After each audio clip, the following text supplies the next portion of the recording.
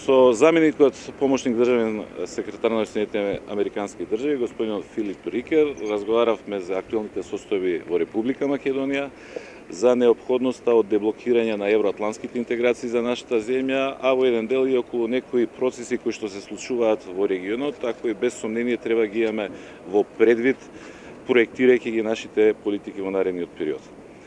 Од моја страна, на господинот Рикер му соопштив дека наша оценка е дека економско-социјалната состојба во Република Македонија е исклучително тешка и за жал тенденциите се да стане уште покатастрофална, дека што се однесува до демократијата во одредени клучни области имаме сериозно уназадување во овој период, дека за жал не можеме да препознаеме, да видиме било каков заокружен план кај актуелната власт како мисли да ги деблокира евроатлантските интеграции и она што е можеби актуелно и во овој период, а тоа е дека двата клучни владини коалициони партнери многу често, како и во овој период сега, ги употребуваат, да не речем злоупотребуваат одредени прашања поврзани со меѓуетничката сфера на еден начин кој што е дневно политички, за ситни политички поени, меѓутоа забораваат или не се свесни дека предизвикуваат сериозно нарушување на меѓуетничките односи, на меѓуетничката толеранција и доверба.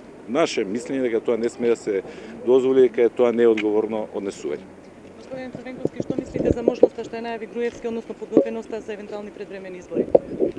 Па јас прво би сакал да кажам дека ова што го гледаме овие денови, го гледаме по 10-ти пат во релациите помеѓу ВМРО, ДПМН и ДУИ во изминативе неколку години. Се изнаслушавме во разни ситуации, жестоки критики, меѓусебни условувања и уценувања, за да на крајот секогаш се случи еден ефтин политички пазар меѓу двете партии во власта и сето тоа заврши со една топла братска коалициона преградка. Но што ако не биде Не мислам дека и овој пат се работи за искрена конфронтација.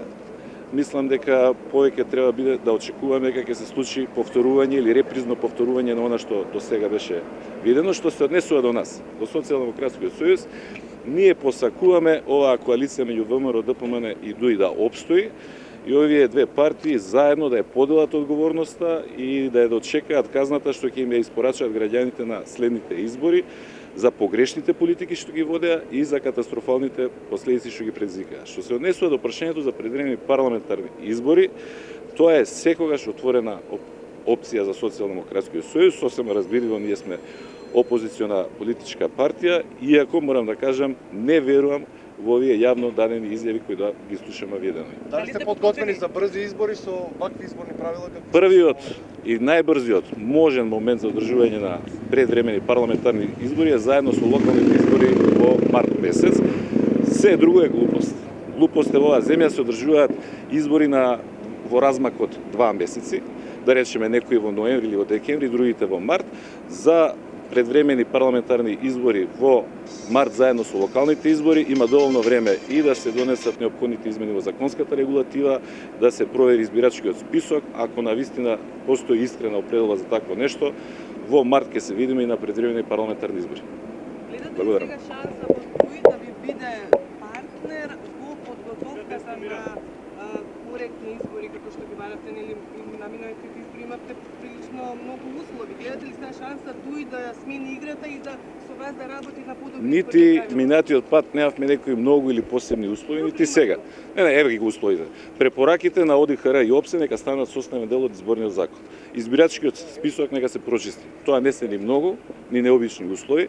На секој кој што сака навистина се испочитуваат некакви демократски принципи, ова би требало да им биде основна задача, а не услов од некого побаран за да тие го исполнат.